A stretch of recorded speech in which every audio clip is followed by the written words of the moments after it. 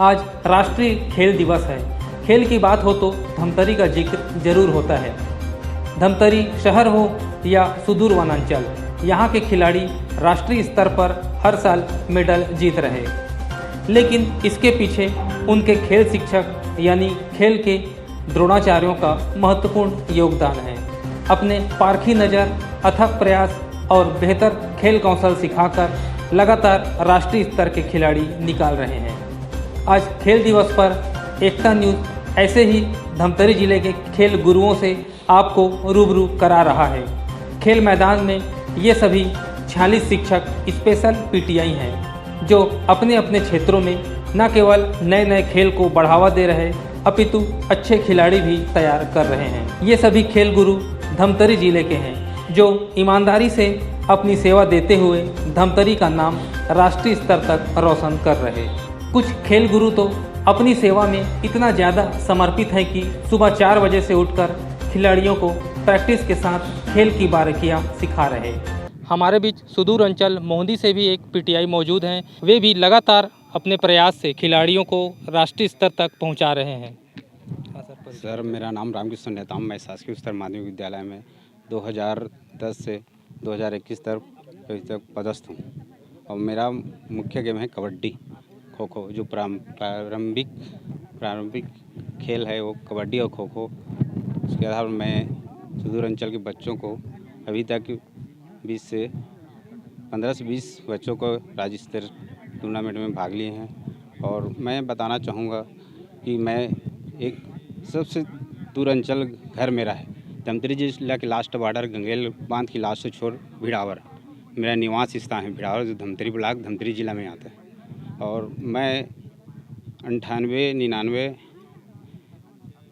दूर अंचल क्षेत्र होने के कारण मैं कबड्डी मेरा मुख्य गेम है। आप लोग जानते भी होंगे, यहाँ का धमतरी जिला का सुदर्शन धुर, उसके साथ मैं university all India tournament participate किया हूँ, रांची, कलकत्ता, मुंबई। और मैं अभी वर्तमान में मोहंदी में व्यायाम शिक्षक के रूप में पदस्थ हूँ।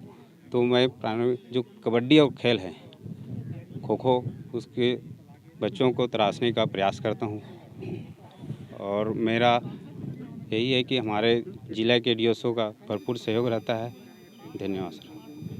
अब बात करते हैं कातल बोर्ड कुरुक्षेत्र के पीटीआई से। आप बताएंगे सर, किस तरह की परेशानी आती है जब कोई खिलाड़ियों को पर्याप्त सुविधा, मैदान जैसे कई चीज़ों से सुविधा नहीं मिल पाती? बहुत बहुत धन्यवाद। एकता टीवी के माध्यम से मैं आपको बताना चाहूँगा कि मैं ओम प्रकाश साहू, शासकीय उच्चतर माध्यमिक विद्यालय कातल बोर्ड, विकासखंड कुरु, जिला धमतरी में पदस्थ हूँ। जब मेरी प्रथम नियुक्ति हुई 2010 में, तो मैं स्कूल में गया तो वहाँ खेल के सामान तो थे लेकिन सुविधाएं नहीं थी। वहाँ पर खेल एक पेटी में भरा हुआ पड़ा हुआ था। बच्चों को कुछ सामान दे दिया जाता था क्योंकि टीचर नहीं थे, तो विषय शिक्षक को एक प्रभार दे दिया जाता था। और वो विषय शिक्षक अपने विषय को पढ़ाने के बाद जब बच्चे खेलने के कुछ बच्चे रुचि रखते थे उनको ही दिया जाता था, बाकी बच्चों को नहीं दिया जाता था। तो इसमें जो प्रतिभावान बच्चे होते थे वो बाहर नहीं आ पाते थे। तो मैं गया तो मैंने प्रयास किया कि मेरा मेजर गेम है कबड्डी। तो 2012 में पहला स्टेट दिया बच्चे के तोष कुमार साहू के रूप में। और आज यहाँ पर 2 नेशनल प्लेयर हैं और कबड्डी में 2 नेशनल है, रस्साकशी में 2 नेशनल है। तो इस प्रकार से 4 बच्चे नेशनल हुआ है। और प्रयास ये है कि ग्रामीण क्षेत्र होने के कारण बहुत से सुविधाओं की कमी है, तो वो सुविधाएं अगर शासन के द्वारा, प्रशासन के द्वारा और उपलब्ध करा दिया जाए, मैदान दे दिया जाए, तो बच्चे और अच्छे से निकलेंगे। और प्रयास यही है कि राष्ट्रीय शिक्षा नीति में खेल को एक वैकल्पिक विषय के रूप में शामिल करते हैं तो निश्चित रूप से बहुत सारे बच्चे और आएंगे। और इसके लिए मैं प्रशासन को भी धन्यवाद देना चाहूँगा और साथ ही हमारे ज़िले के जिला शिक्षा अधिकारी और हमारे ज़िले के खेल शिक्षक प्रभारी डीएसओ श्री हरीश देवांगन सर से बहुत बहुत धन्यवाद देना चाहूँगा कि उन्होंने धमतरी ज़िले में खेल को बढ़ावा देने के लिए बच्चों को जिले से क्षेत्रीय भेजने के लिए, स्टेट भेजने के लिए जिला शिक्षा अधिकारी और जिला डीएसओ, जिला खेल अधिकारियों का भरपूर सहयोग मिल रहा है और इसका परिणाम निश्चित रूप से हमको मिल रहा है कि हमारे ज़िले के बच्चे अधिक से अधिक संख्या में स्टेट और नेशनल खेलने जा रहे हैं। धन्यवाद सर। अब बात करते हैं तामेश्वर जी सर से। हाँ, बताएंगे सर आप कि कौन सा खेल देखते हैं आप? सर, अभी तो मैं फ़िलहाल क्रिकेट देख रहा हूँ, मैं ड्यूजबॉल गर्ल्स का। सबसे पहले मेरा पोस्टिंग 2012 में यहाँ नगर पंचायत आमदी में हुआ मेरा पोस्टिंग जो है। उस समय कुश्ती में कुछ बच्चे जो है इंटरेस्ट ले रहे थे मेरे यहाँ से, तो जिस साल मैं 2012 में गया उसी साल जो है बच्चे जो है लगभग वो 2 बच्चे जो है नेशनल में पहुँचा और इसी तरह जो है ये सिलसिला जारी रहा। तो ये जो है यहाँ धमतरी का ये कुश्ती जो है यहाँ का गढ़ है, इसलिए जो है मेरे यहाँ से भी बच्चे निकले और नेशनल स्तर तक गए। तो मैं धीरे धीरे से जो है खेल को बढ़ावा देते हुए कुश्ती खेल को थोड़ा सा विलुप्त किया और आगे जो है ड्यूज बॉल क्रिकेट में उतरा मैं। तो मेरे यहाँ से सर लगभग अभी ड्यूज बॉल क्रिकेट में लगभग अभी 5 बच्चे नेशनल हुए हैं और लगभग अभी पिछले भी 2019-20 में 3 बच्चे जो है अभी मेडल लेके आए हैं। और साथ ही साथ जो है अलग से और जो खेल चलता है उसमें भी बच्चे जो है एक बच्चे जो है लगभग एक मेडल और उसमें आए हैं, सिल्वर मेडल सिलंबम में है। तो इस प्रकार से पिछले 19-20 में लगभग 3 बच्चे जो है मेडल लेके आए हैं, सिल्वर मेडल। और इस सिलसिला में मैं जो है खेल को आगे जारी रखा हूँ और अभी भी कोरोना काल में मेरे यहाँ से बच्चे जो है लगातार अभी प्रैक्टिस जारी है। और मैं जो है सुबह 5 बजे उठता हूँ और सीधा ग्राउंड पहुँचता हूँ। तो बच्चे भी लगभग अभी मेरे पास है 40 से 50 बच्चे भी प्रैक्टिस अभी कर अभी है अभी। तो यह जो है लगभग अभी अभ्यासरत है और आगे बच्चे जो है और निकलेंगे। तो इसके लिए मैं हमारे जिला के शिक्षा अधिकारी महोदया जी, उनको भी मैं बहुत बहुत शुक्रिया करूँगा। हमारे जिला के डीएसओ श्री हरीश देवांगन जी जो हैं, उनका भी हमको सपोर्ट मिल रहा है और हमारे आसपास क्षेत्र की नगर पंचायत के भी अध्यक्ष महोदय जी हैं, उन सबका सपोर्ट मिल रहा है। और जो है इसी प्रक्रिया में जो हमको सबका सपोर्ट मिलते रहे और हमारा जो है खेल जो आगे बढ़ते रहे। धन्यवाद। आइए आप बात करते हैं मार्शल आर्ट के प्रशिक्षक से, जो बताएंगे कि किस तरह से वे खिलाड़ियों को मंच प्रदान कर रहे हैं। मेरा नाम Omkar Patel, government higher secondary school Sambalpur, अभी व्यायाम शिक्षक के पद पर पदस्थ हूँ। 2013 में मेरा प्रमोशन से आया था मैं व्यायाम शिक्षक के रूप में और उस समय मैं फिर यूनिफाइड मार्शल आर्ट के लिए ट्रेनिंग के लिए मैं गया जयपुर राजस्थान। फिर वहाँ से फिर मैं आया, फिर एक खेल की शुरुआत किया। पहले तो मैं लोग मार्शल आर्ट ग्रामीण बच्चे जो है वो मार्शल आर्ट के प्रति उतना जागरूक नहीं थे, उसको पता भी नहीं था। तो मैं धीरे धीरे बच्चों को, और मेरा गेम था मार्शल आर्ट का, तो मैं धीरे धीरे बच्चों को लाने के लिए पहले फुटबॉल खिलाना शुरू किया, फिर वॉलीबॉल खिलाना, फिर उसके पश्चात मैं बच्चों को मार्शल आर्ट में धीरे धीरे कन्वर्ट करते गया। तो मार्शल आर्ट में हमारे ग्रामीण बच्चे काफ़ी उभर कर सामने आए और उसके बाद हम लोग साल दर साल मेडल ऊपर मेडल लाते गए। राज्य स्तर पर मेडल लाए, राष्ट्रीय स्तर पर मेडल लाए। कुछ हमारे इंडियन इंटरनेशनल टूर्नामेंट हुआ था दिल्ली में, वहाँ पे हमारे 4 बच्चों ने पार्टिसिपेशन किया था और उसमें एक बच्चे ने गोल्ड मेडल मारा था, 2 ब्रॉन्ज और एक सिल्वर मेडल मारे थे। मार्शल आर्ट को लेकर ज़्यादातर खिलाड़ी सामने नहीं आते, कैसे इनको आप सामने लाए और आगे बढ़ा रहे हैं सर? बच्चों को धीरे धीरे मेरा ये सोच था कि ग्रामीण बच्चे जो है, लड़कियां हैं आज जो सुरक्षित नहीं रह पाती या अपने आप में सेल्फ डिफेंस के लिए मार्शल आर्ट उनके लिए बेहद ज़रूरी है। तो मैं बच्चों को धीरे धीरे पहले मैं वॉलीबॉल के रूप में उनको लाना शुरू किया, खेल के प्रति उनको जोड़ा, फिर फुटबॉल खेला। उसके बाद धीरे धीरे मैं उनको मार्शल आर्ट के रूप में धीरे धीरे कन्वर्ट किया। पहले उनको सिंपल किकिंग करवाया, फिर धीरे धीरे मुझे लगा कि मार्शल आर्ट में बच्चों की संभावनाएं लग रहा है कि हम मार्शल आर्ट में बहुत आगे तक जा सकते हैं। फिर मैं मार्शल आर्ट को ही गेम के विशेष रूप में मार्शल आर्ट को ही पकड़ा और मार्शल आर्ट में हमारे बच्चे धीरे धीरे इम्प्रूव करते गए और धीरे धीरे हमारा मेडल लाना शुरू हुआ, जो राज्य स्तर पे, राष्ट्रीय स्तर पे और इंडियन इंटरनेशनल पे हमारे सभी बच्चे ने मेडल लाया। करीब हमारे ग्रामीण क्षेत्र में 150 से अधिक अभी मेडल आया है। अभी पिछले कोरोना काल में भी ये टूर्नामेंट का आयोजन हुआ ऑनलाइन, क्वान किडो मार्शल आर्ट जो रोहतक हरियाणा से संचालित हुआ। वहाँ से हमारे बच्चे ऑनलाइन के रूप में भी अपना प्रदर्शन किए, जिसमें 10 बच्चों ने भाग लिया और 10 के 10 बच्चे पूरा, उसमें से 2 गोल्ड और 2 सिल्वर और बाकी 6 बच्चे थे उन्होंने ब्रॉन्ज मेडल लाए। एक गुरु के रूप में आप खेल दिवस पर अब जिले के खिलाड़ियों को क्या संदेश देना चाहेंगे?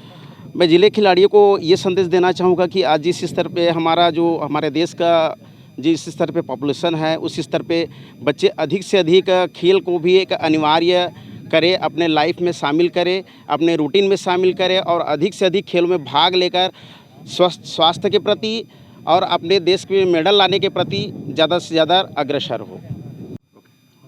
नवगठित छत्तीसगढ़ सरकार द्वारा इस साल छत्तीसगढ़ ही लोक कला के संबंध में लोक खेल के भी प्रचार प्रसार के लिए इस बार अच्छा कार्य किया। इसके संबंध में हम व्यायाम शिक्षकों को भी प्रशिक्षण प्रदान किया गया। प्रथम अभी लोक खेल मड़ई का आयोजन छत्तीसगढ़ ओलंपिक संघ द्वारा पाटन दुर्ग में माननीय मुख्यमंत्री जी के गृह स्थान में आयोजित किया गया। बहुत ही गौरव का विषय रहा धमतरी जिला के लिए कि धमतरी जिला के बच्चों ने अच्छा प्रदर्शन करते हुए उप विजेता का खिताब हासिल किया और 10,000 रुपये नगद इनाम के रूप में राशि भी प्राप्त किया। सारे हमारे धमतरी जिला के छात्र और नागरिक बधाई के पात्र हैं। खेल गुरुओं के अनेक शिष्य तो थल सेना, पुलिस व शिक्षक के रूप में सेवा दे रहे हैं। तो जानते हैं शिष्यों की जुबानी, गुरुओं की मेहनत की कहानी। मेरा नाम टिकेश्वरी पटेल है और मैं भोथड़ी स्कूल से हूँ। कौन से खेल में हो आप और कहाँ तक गए हैं? मैं ड्रॉप प्रोबाल खेल से हूँ और 2 बार नेशनल हो चुका है जिसमें गोल्ड मेडल लगा है। कैसे नेशनल तक पहुँचे, किनका मेन रोल रहा? मेरे पिटियाई वेदराम साहू सर जी हैं, उसके मार्गदर्शन से ही मैं नेशनल तक पहुँची हूँ और मेरा दोनों बार गोल्ड मेडल लगा है। आगे आप क्या तैयारी कर रहे हैं? अभी फ़िलहाल मेरा कॉलेज कंप्लीट हो चुका है। अभी BPED के लिए फॉर्म अप्लाई की हूँ और उसके बाद BPED करूँगी। मेरा नाम गीतांजलि साहू है। मैं शासकीय उच्चतर माध्यमिक विद्यालय संबलपुर की छात्रा हूँ और मैं ताइक्वांडो एथलीट हूँ, नेशनल एथलीट। कहाँ तक आप पहुँची हैं अब तक? मेरा भी नेशनल इंटरनेशनल मेरा पार्टिसिपेशन नेशनल मेडल है। ये किस तरह आपको प्रगति मिली, किनका आपका हाँ रोल रहा पीछे, किनका सपोर्ट रहा और इतना मुकाम तक पहुँचे आप? मेरे मेन है जो ताइक्वांडो के कोच ओमकार लाल पटेल, उनके सपोर्ट से ही मैं आगे बढ़ पाई हूँ। उनके सपोर्ट से ही मैंने इतना अच्छा अचीवमेंट लिया है सर के बेस में। ओमकार लाल पटेल जो शासकीय उच्चतर माध्यमिक विद्यालय के खेल टीचर हैं, उनके सपोर्ट से ही मैं आगे बढ़ पाई हूँ। किस तरह के गुरु हैं, कैसा है उनका स्वभाव? वो बहुत ही अच्छे स्वभाव के, हेल्पिंग नेचर के है वो। और प्रैक्टिस भी हम लोगों को प्रैक्टिस वो हमेशा ही कराते हैं। मॉर्निंग उठ के, अब उनका टाइम भी नहीं रहेगा फिर भी उठ को हमको 6 बजे प्रैक्टिस के लिए बुलाते हैं और प्रैक्टिस भी करवाते हैं। और इवनिंग ड्यूटी ख़त्म होने के बाद भी हमको इवनिंग 4 बजे से 6 बजे तक डेली प्रैक्टिस देते हैं। मेरा नाम ज्योति रजक है और मैं प्रॉपरली धमतरी से हूँ। कौन से खेल में हैं आप? मैं ड्यूज बॉल क्रिकेट खेलती हूँ एज अ बॉलर। कहाँ तक जा चुके हैं आप? मैं नेशनल खेल चुकी हूँ। किनके मार्गदर्शन में आप इस उपलब्धि को प्राप्त कर पाई? मैं JP देव सर के माध्यम से इतना आगे बढ़ पाई हूँ। कौन है JP देव सर? व्यायाम वो शिक्षक। व्यायाम शिक्षक हैं और गर्ल्स स्कूल के। आपको कोई बड़े प्लेटफार्म में कोई बड़ी उपलब्धि? हाँ, नेशनल में 2nd प्लेस लगा था, सिल्वर मेडल। और उसके तरफ से हम लोग को 15,000 प्रोत्साहन राशि मिला था। आपका परिचय देंगे? जी, मेरा नाम रामानंद साहू, विलेज शंकरदास हूँ। वर्तमान में मैंने अभी BPED हाल ही में कंप्लीट किया है और मैं श्री प्रदीप सिन्हा सर जो PTI हैं शासकीय उच्चतर माध्यमिक विद्यालय शंकरधाम में, उनके मार्गदर्शन से मैंने खेल में रुचि लिया। जब हमारे स्कूल में तो ऐसे पहले PTI नहीं थे, जब से सर आए तो उनके मार्गदर्शन में मुझे यूनिवर्सिटी खेलने का सौभाग्य प्राप्त हुआ। मैंने 3 यूनिवर्सिटी खेला है सॉफ्टबॉल में और उन्हीं के मार्गदर्शन से आज मैंने BPED का कोर्स भी कंप्लीट कर लिया है। और मैं चाहता हूं कि आगे जो भी खिलाड़ी हैं वो खेल से अपनी भविष्य बनाएं और जो PTI टीचर्स हैं और अनेक ऐसे कोर्स हैं जिससे हम आगे बढ़ सकते हैं। खेल एक ऐसा माध्यम है जिसके माध्यम से हम अपने जीवन में आगे बढ़ सकते हैं। मेरा नाम भोजराज ढीडी है। मैं ग्राम पंचायत परखंदा, ब्लॉक कुरुद, जिला धमतरी, छत्तीसगढ़ में रहता हूँ। मैं गुरुओं का कितना महत्व है आज के समय में? हमारे जीवन में लगभग पढ़ाई के वक्त से ही गुरुओं का महत्व है। जब तक मतलब गुरु से ही सीखते हैं सभी चीज़, उसी उनके ही मार्गदर्शन से आगे बढ़ते हैं हम लोग। अभी आप क्या कर रहे हैं? मैं वर्तमान में अभी ITI कर रहा हूँ। मैं शुभम गोस्वामी ग्राम परखंदा, ब्लॉक कुरुद, जिला धमतरी से हूँ और मैं 12th तक पढ़ाई अपने गांव में ही किया हूँ। ये आज अभी आप आरक्षक के पोस्ट में हैं, किनके मार्गदर्शन में आगे बढ़े और किनको इनका क्रेडिट देना चाहिए? मैं अपने sport teacher Shri Gopal Sahu sir ji के माध्यम से मैं यहाँ स्पोर्ट ज्वाइन किया हूँ और उसी के बदौलत मैं आज JD कांस्टेबल पुलिस भर्ती में पदस्थ हूँ धमतरी जिला में। आप आरक्षक पद पर पहुंच पाए, इसमें खेल का विशेष महत्व है, तो मानते हैं आप कि खेल से ही आगे बढ़ा जा सकता है? हाँ, खेल का भी विशेष महत्व है। इसमें एक पुलिस भर्ती में मुझे बोनस अंक भी प्राप्त हुआ है और इसके बदौलत मुझे मेरिट में भी आने का सौभाग्य प्राप्त हुआ है बोनस अंक के बदौलत। मेरा नाम कुमारी जागृति साहू है। मैं ग्राम शासकीय उच्चतर माध्यमिक विद्यालय दर्रा की छात्रा हूँ। कौन से खेल से हैं? मैं स्पीड बॉल गेम्स। कितने मेडल जीते हैं अब तक? मैं 3 नेशनल जा चुकी हूँ, जिसमें पहले वाले में एक गोल्ड मेडल लाई थी और व्यक्तिगत प्रतिनिधित्व शालेय क्रीड़ा प्रतियोगिता में गोल्ड मेडल 21,000 का भी चेक मिला था मुझे। ये इस खेल को आपको कौन सिखाया, कैसे इस खेल से जुड़े हैं? मेरा गुरु आर के साहू ने मुझे मार्गदर्शन दिया, जिससे मैं इस स्टेज पर पहुंची हूं। मेरा नाम कुमारी भूमिका ध्रुव है। मैं शासकीय माध्यमिक शाला छात्री की स्पोर्ट्स कौन से खेल से हैं? मैं थ्रोबॉल। अच्छा, कितने स्टेट और नेशनल में कहाँ तक गए हैं? मैं 3 स्टेट और 2 नेशनल गई हूँ। उनमें कुछ मेडल लगा? हाँ, दूसरे में मैं MP गई थी, वहाँ मेरा 3rd प्लेस लगा। किनके मार्गदर्शन में आपको मेडल मिल पाया? मेरी मैम PTI मैम ममता ठाकुर मैम, उनके मार्गदर्शन से मैं इतने दूर पहुँच पाई हूँ। उनके मार्गदर्शन से उन्होंने हम लोगों को बहुत अच्छा प्रैक्टिस करवाया, अपना कीमती टाइम हम लोगों को दिया। उसके मार्गदर्शन से हम लोग जा पाए हैं। खिलाड़ी तो मेडल के लिए मेहनत करते ही हैं, लेकिन आपके गुरु कितनी मेहनत करते हैं आपके लिए? छात्र को भी उतनी मेहनत करनी पड़ती है, लेकिन मैम जो PTI रहते हैं वो लोग भी उससे ज़्यादा मेहनत करते हैं ताकि वो बच्चों लोगों को दूर दूर तक ले जा सके।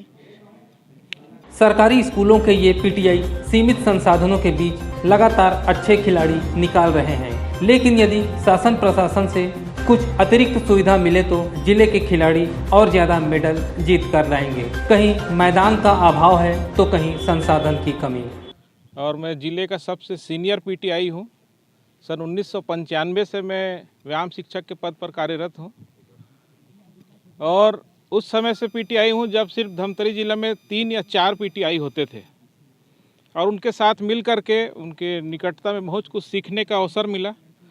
और गट्टा सिल्ली जो सुदूर जंगल में बसा हुआ है, वहाँ पर मुझको लगभग 27 वर्ष हो गए कार्य करते हुए। तो जब मैं उस क्षेत्र में गया तो देखा कि बच्चों में एक नेचुरल पावर है और उस पावर को सिर्फ हमको दिशा देना है और जैसे ही हम दिशा देंगे बच्चे अपने आप आगे बढ़ते जाते हैं। तो उसके ऊपर मैंने फोकस किया और लगभग 7 बच्चे गट्टा सिल्ली से नेशनल प्लेयर हो चुके हैं अभी तक। जूनियर बच्चा जो हमारा मिडिल स्कूल का है उसने सिल्वर मेडल प्राप्त किया, शैलेंद्र सोरी। और उसके बाद वही बच्चा लगातार 3 साल तक शाला का प्रतिनिधित्व किया, जिला का प्रतिनिधित्व किया, छत्तीसगढ़ का प्रतिनिधित्व किया और ब्रॉन्ज मेडल भी जीता। उसके पहले ही हेमलता मरकाम जो गट्टा सिल्ली की बच्ची थी, उसने भी गोला फेंक में नेशनल खेला, उसको स्थान नहीं मिला। लेकिन उसके जाने से ये हुआ कि हमारे संस्था के जो लोग हैं वो सजग हो गए और बहुत से बच्चे उससे प्रेरित होकर के खेल के प्रति रुचि उनकी बढ़ी और हमारे प्रिंसिपल और अन्य गुरुजनों ने भी सहयोग किया और खेल का एक अच्छा माहौल बना और उसके साथ ही साथ गट्टा सिल्ली स्पोर्ट्स एकेडमी एक वहाँ पर स्थापित हुई और उसके बहुत से जो युवा हमारे बच्चे हैं वो उसमें इकट्ठे हुए और जब भी खेल होता है वो समूह में भाग ले करके उस खेल को प्रोत्साहित करने के लिए वहाँ पर काम करते हैं। और उसी प्रकार से हम निरंतर अपने खेलों में बढ़ते जा रहे हैं, लेकिन बहुत से संसाधनों की हमारे स्कूलों में कमी है। यदि वो संसाधन हमें सही समय में उपयुक्त हो तो उस कार्य को हम अच्छे से कर सकते हैं। एक और संस्था से मुझे जुड़ने का मध्य प्रदेश खोजी संस्थान, जिसमें पर्वतारोहण सिखाया जाता है, उसका भी मैं सदस्य हूँ। और सिहावा से नगरीय विकासखंड से हर साल 20 बच्चे मुझको पचमढ़ी ले जाने का अवसर मिलता है। विगत 5 वर्षों से वो बंद है, लेकिन वहाँ के जो बच्चे हैं उसमें एक नेचुरल पावर होने के कारण वो बहुत जल्दी प्रशिक्षित हो जाते हैं और क्षेत्र के अन्य जगहों की तुलना में लगभग 20 के 20 बच्चे पर्वतारोहण में बड़े तेज़ी से ही वहाँ पर चढ़ जाते हैं। तो ये हमारे क्षेत्र की उपलब्धता है। वहाँ पर जो प्राकृतिक वातावरण है और जो नैसर्गिक वातावरण है उसके कारण बच्चे बहुत ही अच्छे रीति से वहाँ पर सीखते हैं। उनमें जो पावर है उसका उपयोग होता है और वो ना सिर्फ हमारे ज़िले का नाम रोशन करते हैं बल्कि हमारे राज्य का भी नाम रोशन करते हैं। और जैसे ही हम लोग जाते हैं उन बच्चों के कारण हमको भी एक अच्छा प्रतिसाद वहाँ से मिलता है।